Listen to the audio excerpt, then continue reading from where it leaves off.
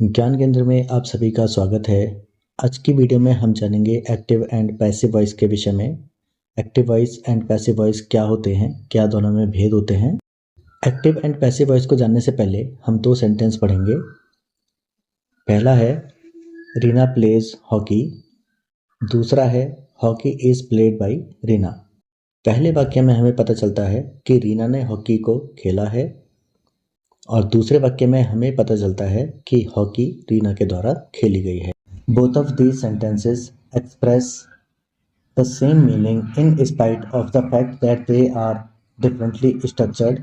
इन दोनों वाक्यों को पढ़ने से हमें पता चलता है कि दोनों वाक्यों का अर्थ तो एक ही है, लेकिन दोनों अलग अलग प्रकार से लिखे गए हैं। The sentence 1 indicates that the subject is the doer of an action of the verb. Such verbs are said to be active voice. पहले वाक्य में हमें पता चलता है कि कर्ता के द्वारा कार्य को किया गया है, जिसे एक्टिव वॉइस कहा जाता है। The sentence 2 indicates that the subject Reena receives the action of the verb. Such verbs are said to be in passive voice. दूसरे वाक्य में हमें पता चलता है कि कोई कार्य रीना के द्वारा किया गया है, जिसे पैसिव वॉइस कहा जाता है। दोनों में हम अंतर समझ रहे हैं कि जब कोई कर्ता किसी कार्य को करता है तो वह एक्टिव वॉइस होगा, लेकिन जब कोई कार्य किसी कर्ता के द्वारा किया जाएगा तो वो पैसिव वॉइस होगा। अब हम जानेंगे एक्टिव और पैसिव वॉइस को सिंपल प्रेजेंट टेंस में। Active voice, Reema plugs flowers. Reema फूल तोड़ती है, इसे पैसिव में लिखा जाएगा flowers are plugged by Reema. Reema के द्वारा फूल तोड़े गए। एक्टिव वॉइस में दूसरा उदाहरण देख लेते हैं इसी का। He does not play hockey, वह हॉकी नहीं खेलता है। पैसिव में लिखेंगे hockey is not played by him, hockey इसके द्वारा नहीं खेली गई है। सिंपल पास्ट टेंस में एक्टिव और पैसिव वॉइस को जान लेते हैं। एक्टिव, दे प्लेड हॉकी, इसे पैसिव में लिखेंगे hockey was played by them, hockey इनके द्वारा खेली गई है। एक्टिव वॉइस का दूसरा उदाहरण देख लेते हैं। Ashoka did not fight the battle, Ashoka ने युद्ध नहीं लड़ा था। पैसिव वॉइस में लिखेंगे the battle was not fought by Ashoka, युद्ध अशोका जी के द्वारा नहीं लड़ा गया। सिंपल फ्यूचर टेंस में जान लेते हैं किस प्रकार से हम एक्टिव और पैसिव का यूज करेंगे। Active, the doctor will check the patient, doctor patient को चेक करेगा। पैसिव, इसका पैसिव हम लिखेंगे the patient will be checked by the doctor, जो पेशेंट होगा वो डॉक्टर के द्वारा चेक किया जाएगा। दूसरा उदाहरण देख लेते हैं इसका। Active voice, they will not mend their ways, इसे पैसिव वॉइस में लिखेंगे their ways will not be mended by them. Present continuous tense में जान लेते हैं एक्टिव और पैसिव को। Active, she is washing the clothes, वह अपने कपड़े धो रही है। पैसिव में लिखेंगे the clothes are being washed by her, कपड़े उसके द्वारा धोए जा रहे हैं। दूसरा उदाहरण देख लेते हैं प्रेजेंट कंटिन्यूअस टेंस में एक्टिव वॉइस का। They are not laughing at you, वे तुम्हारे ऊपर नहीं हंस रहे हैं।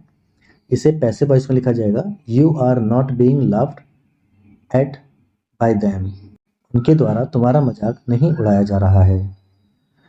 अब पास्ट कंटिन्यूअस टेंस को हम जान लेते हैं एक्टिव वॉइस में। यू वर प्लेइंग फुटबॉल, तुम फुटबॉल खेल रहे थे।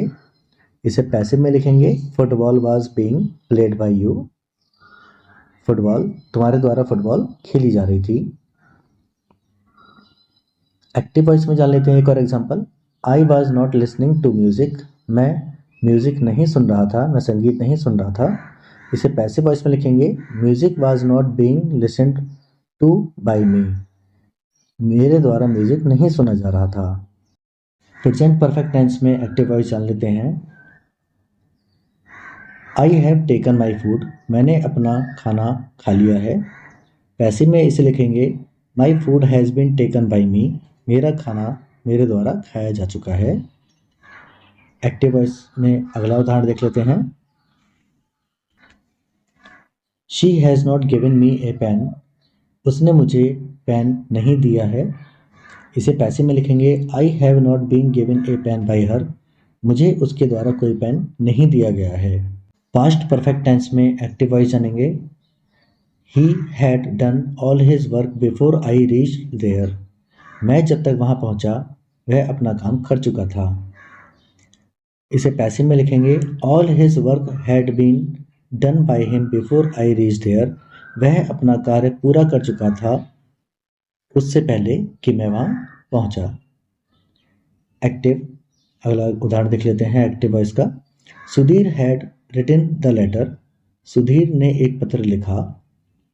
इसे पैसे में लिखेंगे the letter had been written by Sudhir, एक पत्र सुधीर के द्वारा लिखा गया, पत्र सुधीर के द्वारा लिखा गया, इसे ये भी कहा जा सकता है।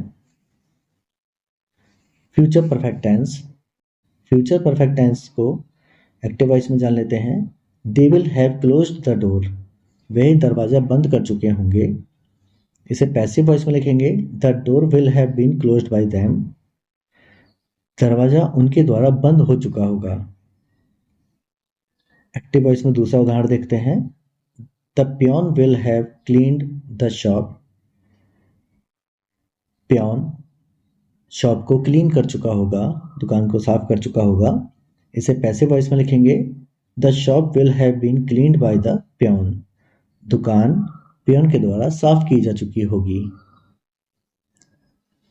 तो यहाँ पर एक्टिव और पैसिव वॉइस में केवल यही डिफरेंस है, जैसे मैंने वीडियो की स्टार्टिंग में बताया था।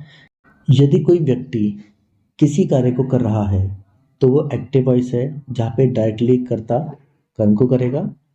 इसके अलावा यदि कोई कार्य किसी कर्ता के द्वारा किया जा रहा है तो वो पैसिव वॉइस होगा। सिर्फ यही डिफरेंस है, बाकी कोई डिफरेंस नहीं है। तो आशा करता हूँ आज की वीडियो आप सभी को अच्छी लगी होगी। वीडियो अच्छी लगी हो तो वीडियो को लाइक करें, चैनल को सब्सक्राइब करें। आप सभी का धन्यवाद।